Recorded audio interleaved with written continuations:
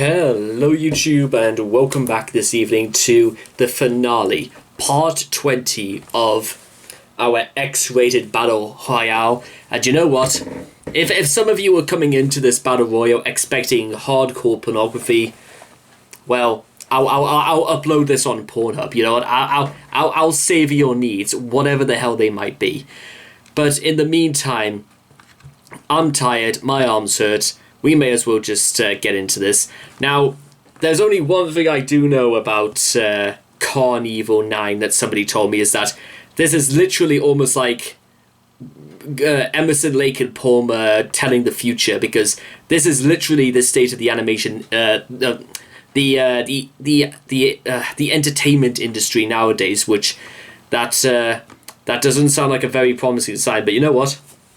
I trust ELP for giving us a memorable finale, a final round of applause, as it were, to conclude our X-rated Battle Royale. So, strap yourselves in, ladies and gentlemen, because I'm literally just gonna play this from start to finish. I kind of let's just do this. So, if you guys want to check out the original video for yourselves, links will all be in the description down below. Let's begin. Carnival 9 in 3, 2, 1, and...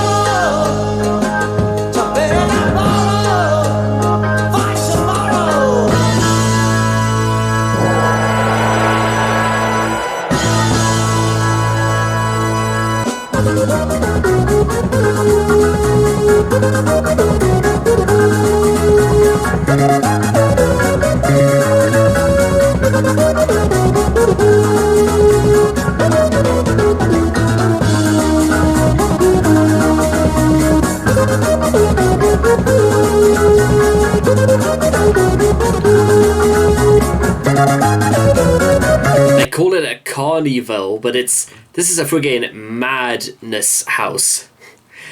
And the music feels like it's got friggin' wild as hell mood swings. It jumps from one to another. It's crazy as hell, but you know what? I think I kind of like it. I think I'm getting almost like a contact high from this.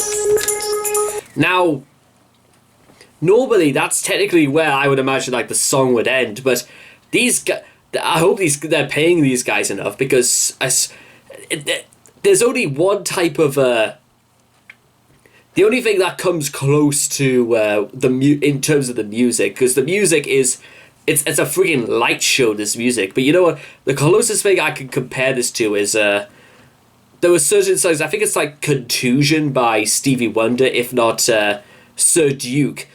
Some of the more funkier types of Stevie Wonder stuff. That's the only comparison I think I can make at the moment to Carnival 9. And we're not even a third of the way through this. Good golly, Miss Molly.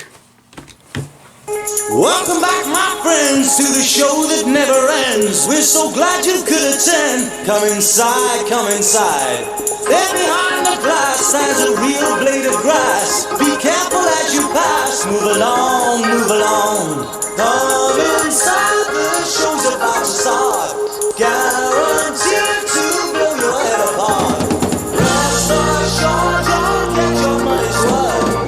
With this show, it happened how right. You gotta see the show. It's a dynamo. You gotta see the show. It's rock and roll. Oh, right before your eyes, people laugh up from the skies, and he laughs until he cries, and he dies, and he dies. Come inside, the show's about to start. Guaranteed to blow your head apart. You gotta see the show. It's a dynamo. You gotta see the show. It's rock and roll.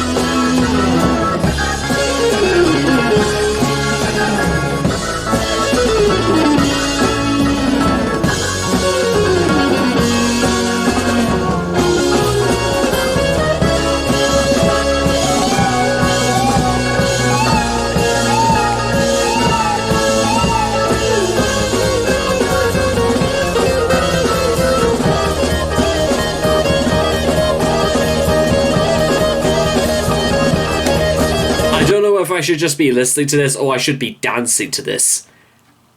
Friggin' hell, like this must have been what, you know, clubs were like before the invention of LSD. In fact, maybe that would be a great name for a drug, isn't it? Carnival. Factor number 9.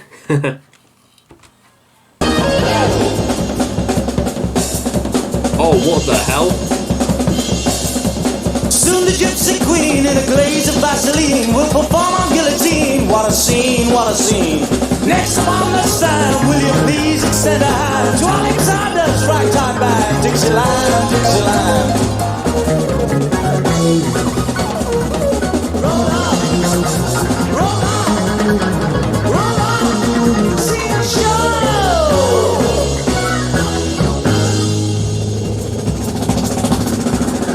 Performing on the stool, we've a sight to make you through. 7 virgins out of you. Keep it cool, keep it cool. We don't like it to be known. The exhibits that were shown were exclusively our own. All our own, all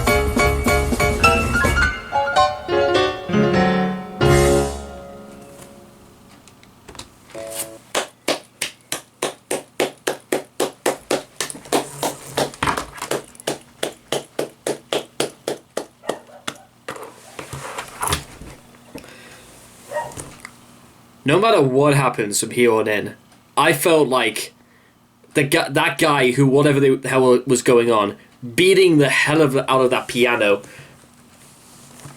You remember the 1940 Tom and Jerry cartoon, The Cat Concerto, that won an Academy Award? Give whoever the hell was doing that the award. And actually, speaking of, 1940 was when the Cat Concerto. 80 that is 80 years old. I'm saying that because I actually cannot believe it myself. And whenever the hell this came out, and I will look into this. I think it's possible that I've actually saved the best for last. What do you guys think? Because Carnival 9 is... I think it actually is the best. And we're not even finished yet.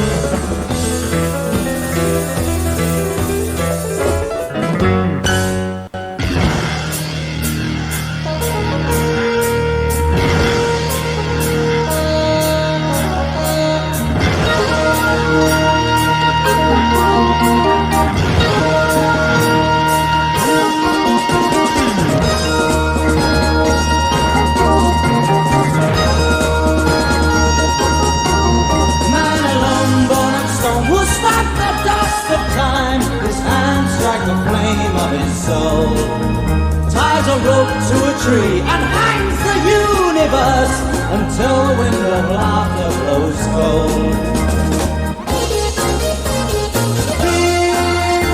Feel that rattles from men's ears and rears its hideous head. Dread, death in the wind.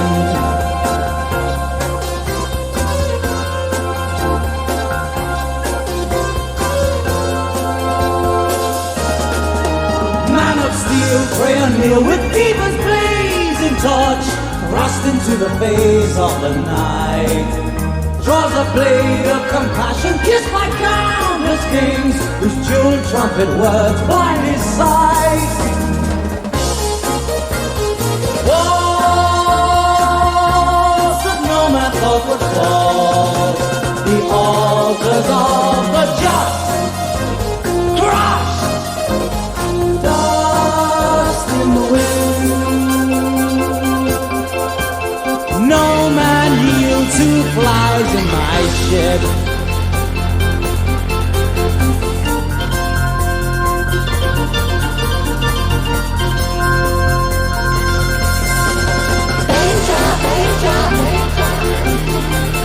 Let the bridge computer speak.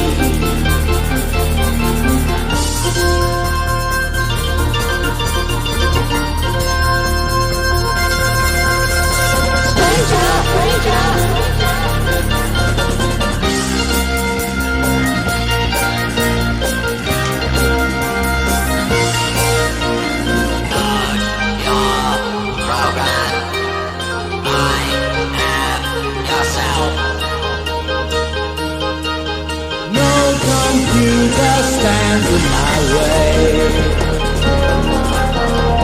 Only blood can cancel my pain. Guardians of a nuclear zone. Let the maps of war be drawn.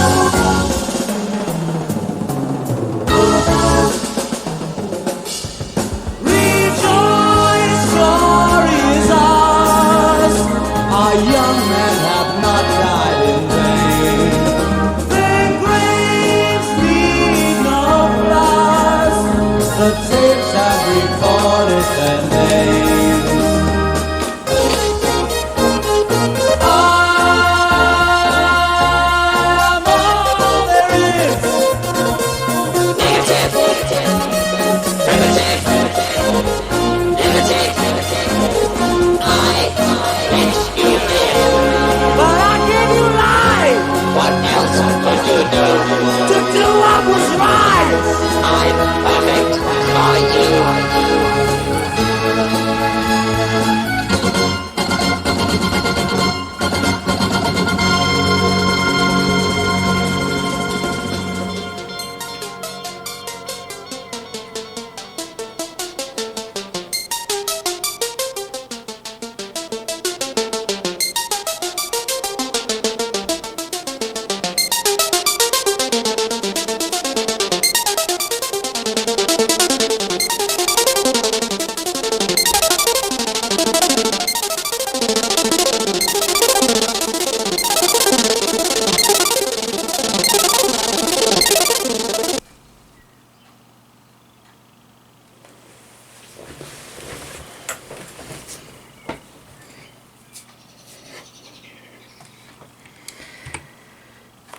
That's it. I'm dead.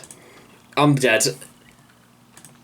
I'm throwing in the towel, guys.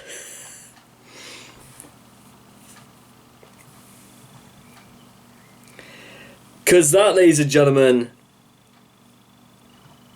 there we have it. That was the very end of our X-rated Battle Royale with Carnival 9. First of all, and let me just make sure I do this properly. I've got to make sure who on earth was.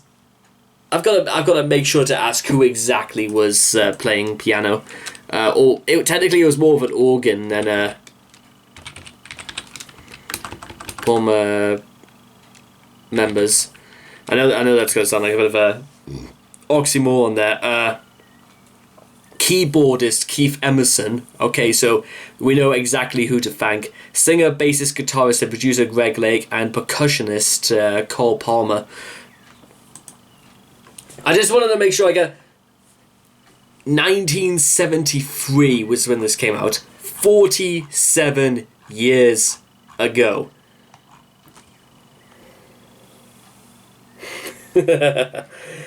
Because I gotta tell you what, ladies and gentlemen, you remember what I alluded to in the very beginning, where I said that somebody told me this was supposed to reflect on the aspect of the entertainment business, and I think in some ways it does, where people work frantically, like doing trying to keep do the spinny plates thing, do that with like 10 arms, managing a whole bunch of things, and the idea is that you're managing what looks like barely sorted chaos and trying to make it sound audible for the public.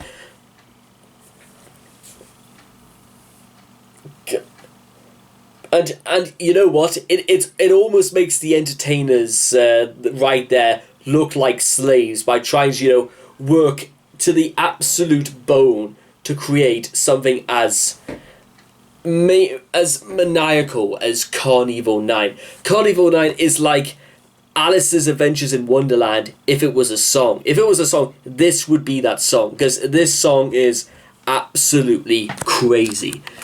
From the very beginning to where it ends, there's just an overwhelming desire for exploration. Like, there are songs that make you feel like they were inspired by drugs, and then there are songs that look like they were on drugs, plenty of them, and then there are songs that are drugs that literally warp your psyche and your sense of worth, and you're beginning to ask yourselves, is there such thing as a roof? The sort of things I'd imagine you question yourself when you're when you're taking LSD. Maybe Lemmy would be able to fill us in, because I'm pretty sure he was absolutely off his face on cocaine when he was with when he was with Hawkwind back in '73. Oh dear. But I gotta say right now, just they introduced the carnival as like the spectacle among all. Suffering in silence, they've all been portrayed. Yeah, they are pointing to the people who are providing this entertainment as literally people who've just sold themselves up the Swanee for literally our amusement. Look back literally and think about television, think about reality TV the way we know it is nowadays. It's almost designed from the ground up to make fun at people. And then we get this, which basically predicted the future. Step inside. Hello, we've a most amazing show. You'll enjoy it, all we know. Step inside, step inside. We've got thrills and shocks, supersonic fighting cocks. Leave your hammers at the box. Come inside, come inside. Roll up, see the show. My God, what was that? There's one part I absolutely needed to like. What was the part right before your eyes we pour laughter from the skies, and he laughs until he cries, then he dies, then he dies. Flogging these people to death. And what was the one they said about the universe being hanged until it was no longer funny? Where was that line again? Because that freaking says it all. Is that ties a rope to a tree and hangs the universe until the winds of laughter blows cold. It's funny until we realise it's not funny anymore. And think about and like our standards of comedy, like this, it's suggesting that there are some things that we're not going to laugh at anymore because they're very hurtful and very insensitive. Blackface is the first thing that absolutely comes to mind. Somewhere or other, some people found it funny. Nowadays, we just look at it and say that that's just grossly offensive, which it is. But it's amazing that back in 47 years ago. This is something I've always kind of like said, and excuse me for going off on another tangent here, ladies and gentlemen, is that you do realise that there were tangible and very, very, liberal people, goodness knows, centuries ago. Liberal attitudes are not just, tolerant attitudes, weren't just a thing that existed until like 60 or 70 years ago. They've existed for a lot longer than that. And Emerson, Lake and Palmer seem to know this all too well because they just gave us one of the... I should donate money to them just for seeing this because I feel as if like they worked their absolute fingers and minds to the bone to create what is essentially a mini musical. Alice's Adventures in Wonderlands, The Ride, Fantasia if you were on LSD. And then there's this part where it almost disintegrates. No man yields who flies in my ship. Danger, let the bridge computer speak. Stranger, load your program. I am yourself. No computer stands in my way. Only blood can cancel my pain. Guardians of a nuclear dawn, let the maps of war be drawn. Basically, everything showing us, rejoice is glorious hours. Our young men have not died in vain. Their graves need no flowers. The tapes have recorded their names. I am all there is. Negative, primitive, limited. I let you live, but I gave you life. What else could you do? To do what was right. I'm perfect. Are you? I'm gonna friggin' have a brain aneurysm in a second here. Because what I needed literally point out to all of you guys is that it's very... They seem to it's almost like this wasn't mentioned till the very last minute to say that, hey, you know what? There's a friggin' we could be going to nuclear war within a matter of days, and the only thing we can feel as if we're doing is keeping the masses entertained with what I could only describe as absolute insanity. And I said this before last night when I was talking about Black Sabbath, but the madness, the chaos of this time could best be reflected in some of the music that was starting to come out. And Carnival 9 Carnival 9, what it seems to reflect to me is that while the rest of the world is going on, there's got to be some way to draw people's attention away from it, to keep people entertained. And even in today's, even in the world in today, there's very little to keep us bored. We can always find something to be entertained at. And you know what? We spend so much time doing it, we forget to see the bigger picture of what's going on out there in the real world. And because of that, we will be literally drawn in by... If I didn't know better, I also almost want to say the music was like somebody dangling somebody's keys in front of a small child. Because it was so intoxicating, and it was so... I was mesmerised by that performance, which just got me to look up and just take it all in and just absorb it, and almost to the point where I was left feeling primitive and I felt like I wasn't right about myself for whatever reason. Music can do that. Music can just about do anything to anybody's state of mind, but it's. I feel like I know what's happened. At the same time, however, I feel as if like trying to keep us entertained, trying to keep us away from what's going on out there. It's beautiful as a concept, but what it's hiding, the world of like again fantasy versus reality. In the world of fantasy, Homer Simpson is literally just a bunch of ink on a celluloid piece of paper. In real life, Dan Castellaneta, who plays him, is just a voice. He's just a man who has his own life. When he's not in the studio, he's still a human being. In the same way that there are still human beings, whether you're watching television, whether you're watching a movie, no matter what. It's about the world keeps on turning, whether we're inside the world of fantasy and also outside it. But my goodness, what an absolute joy. That song was an absolute... I could not think of a perfect way to end our X-rated battle royale with... I need an aspirin. I need an aspirin.